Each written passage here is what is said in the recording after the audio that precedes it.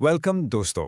सोचिए, एक film studio, truck भरकर मेकअप, कुछ पोएट्स और कम्युनिज्म। इन सब का आपस में भला क्या लेना देना हो सकता है। आज हम इंडियन सिनेमा के गोल्डन एरा की एक ऐसी ही अजीबो गरीब कहानी में डाइव करने जा रहे हैं जिसका नाम है पोएट्स एंड पैनकेक्स। हाँ, मैं जानता हूँ, सुनने में थोड़ा अजीब लग रहा होगा, है ना? पोएट्स, पैनकेक्स और कम्युनिज्म। लेकिन ट्रस्ट मी, इन तीनों का कनेक्शन बहुत ही ज्यादा इंटरेस्टिंग है। तो चलिए, इस पजल को सॉल्व करने के लिए सीधा चलते हैं उस वक्त के चेन्नई के फेमस जेमिनी स्टूडियोज। तो हमारी स्टोरी शुरू हो रही है जेमिनी स्टूडियोज से, वो जगह जहां फिल्मों का जादू तैयार होता था। और इस जादू की फैक्ट्री का आप कह सकते हैं जो इंजन रूम था, वो था वहां का मेकअप डिपार्टमेंट। और इस मेकअप डिपार्टमेंट का अस्त्र शस्त्र सब कुछ था पैनकेक। जी हाँ, पैनकेक। ये उस मेकअप ब्रांड का नाम था जिससे जेमिनी स्टूडियोज ट्रक लोड में खरीदता था। लिटरली ट्रक भर भर के आते थे। अब ये जो मेकअप रूम था ना, वो देखने में तो किसी हेयर कटिंग सैलून जैसा ही था, लेकिन यहां एक ट्विस्ट था। कमरे में इतनी सारी बड़ी बड़ी इनकंडेसेंट लाइट्स लगी हुई थी। आप इमेजिन कर सकते हैं उनसे कितनी गर्मी निकलती होगी। एक्टर्स के लिए तो ये एक फायरी मिजरी जैसा था, मतलब आग की भट्टी में बैठने जैसी तकलीफ। लेकिन इस आग जैसी गर्मी और मेकअप के पीछे एक बहुत ही खूबसूरत बात छिपी थी। ये डिपार्टमेंट अनजाने में ही नेशनल इंटीग्रेशन का एक बेहतरीन सिंबल बन गया था। मतलब सोचिए, उस जमाने में यहाँ एक बंगाली था, एक महाराष्ट्रियन, एक कन्नाडिगा। देश के अलग अलग कोनों से लोग एक साथ मिलकर काम कर रहे थे। ये उस वक्त के लिए बहुत बड़ी बात थी। तो जहाँ इतने सारे लोग, इतना टैलेंट एक साथ हो, वहाँ थोड़ी बहुत ऑफिस पॉलिटिक्स, थोड़ी राइवलरीज तो होनी ही है ना? तो चलिए, अब मिलते हैं जेमिनी स्टूडियोज के कुछ ऐसे ही इंटरेस्टिंग कैरेक्टर्स से और देखते हैं वहाँ की हायरार्की को। तो स्टूडियो में एक आमने सामने की टक्कर थी। एक तरफ था ऑफिस बॉय जो अपने 40s में था, एक फ्रस्ट्रेटेड एक्टर और पोएट, और दूसरी तरफ थे कोथामंगलम सुब्बू, स्टूडियो के नंबर 2, हमेशा खुश रहने वाले मल्टी टैलेंटेड जीनियस। सब्बू वो तो जैसे फिल्मों के लिए ही पैदा हुए थे। उनका क्रिएटिव प्रोसेस कमाल का था। मान लीजिए कोई प्रोड्यूसर एक मुश्किल सीन लेकर आया है, सब्बू झट से उसको शूट करने के 4 अलग अलग तरीके बता देते थे। प्रोड्यूसर अभी भी कंफ्यूज्ड है, कोई बात नहीं, अगले ही मिनट में सब्बू के पास 14 और ऑल्टरनेटिव्स तैयार होते थे। वो एक जीनियस प्रॉब्लम सॉल्वर थे।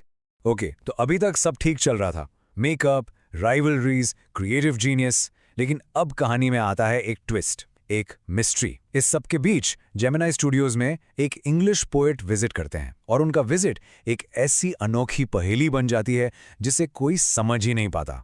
एक इंग्लिश पोएट एक तमिल फिल्म स्टूडियो में, थोड़ा अजीब है ना? और इससे भी अजीब बात यह थी कि किसी को कुछ नहीं पता था कि वो हैं कौन, उनका नाम क्या है, वो यहां कर क्या रहे हैं। Total mystery. अब देखिए, स्टूडियो के लोग तमिल फिल्म इंडस्ट्री से थे। उन्होंने वर्ड्सवर्थ का नाम सुना था, कीट्स का नाम सुना था, लेकिन ये इंग्लिश पोएट, ये उनके लिए बिल्कुल एक एलियन की तरह था। कोई पहचान नहीं, कोई जानकारी नहीं। और फिर उन्होंने स्पीच दी जो, कहना पड़ेगा, एक पूरा डिजास्टर था। उनका एक्सेंट इतना अलग था कि ऑडियंस में किसी को एक शब्द समझ नहीं आ रहा था। और बेचारे वो पोएट भी, वो भी उतने ही कंफ्यूज लग रहे थे कि मैं एक तमिल फिल्म स्टूडियो में क्या कर रहा हूं। It was a hilariously awkward situation. तो ये मिस्ट्री, ये अनसुलझी पहेली सालों तक जेमिनी स्टूडियोज के कॉरिडोर्स में घूमती रही। आखिर वो इंग्लिश पोएट था कौन और आया क्यों था? इसका जवाब मिला, लेकिन सालों बाद, और वो भी बिल्कुल बाय चांस। तो हुआ ये कि सालों बाद ऑथर ने एक ब्रिटिश मैगजीन द एनकाउंटर का एड देखा एक कॉन्टेस्ट के लिए। क्यूरियोसिटी में वो लाइब्रेरी गए, मैगजीन उठाया और एडिटर का नाम देखा, स्टीफन स्पेंडर। नाम थोड़ा जाना पहचाना लगा। फिर कुछ टाइम बाद उन्हें फुटपाथ पर एक सस्ती सी किताब मिली, द गॉड दैट फेल्ड। और जब उन्होंने वो किताब खोली, रेवलेशन हुआ। उसमें 6 लोगों के एसेज थे, जिसमें से एक स्टीफन स्पेंडर का भी था। और बस उस एक पल में जैसे दिमाग की बत्ती जल गई हो, सारी कड़ियां जुड़ने लगीं।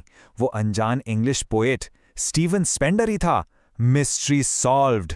आखिरकार सालों बाद वो रहस्य सुलझ ही गया। तो आखिर कनेक्शन क्या था? सिंपल, पोएट्री से इसका कोई लेना देना नहीं था।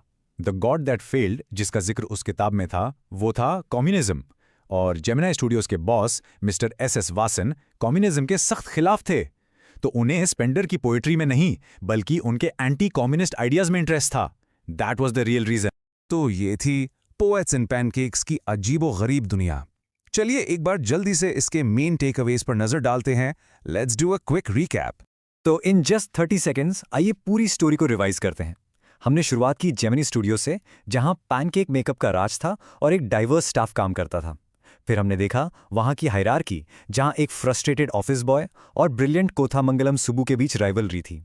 कहानी में मिस्ट्री आई स्टीवन स्पेंडर के विजिट से, जो एक इंग्लिश पोएट थे और जिनके आने का रीजन कोई नहीं जानता था। और आखिर में सालों बाद ये राज खुला कि उनका विजिट पोएट्री के लिए नहीं, बल्कि उनके एंटी कम्युनिस्ट व्यूज के लिए था, जो स्टूडियो के बॉस की पॉलिटिक्स से मैच करते थे। ओके, तो अब टाइम है कुछ क्विक क्वेश्चंस का। पहला सवाल, व्हाट वाज पैनकेक? बहुत सिंपल है। पैनकेक वो मेकअप ब्रांड था जिसे जेमिनी स्टूडियोज ट्रक लोड्स में खरीदता था और अपने एक्टर्स पर यूज करता था। Okay, next question. Who was the mysterious English visitor? वो थे स्टीफन स्पेंडर, एक फेमस इंग्लिश पोएट और एसेइस्ट, जो द एनकाउंटर मैगजीन के एडिटर भी थे। और अब the final and most important question, उनके विजिट का आखिर असली रीजन क्या था? और इसका जवाब है पॉलिटिक्स, पोएट्री नहीं। उनका एंटी कम्युनिस्ट स्टैंस। वो द गॉड दैट फेल्ड किताब के ऑथर्स में से एक थे, जिसमें कम्युनिज्म से निराशा की बातें थीं। और ये topic anti communist studio boss mister Vasant के लिए काफ़ी इंटरेस्टिंग था। And that's how the dots connect.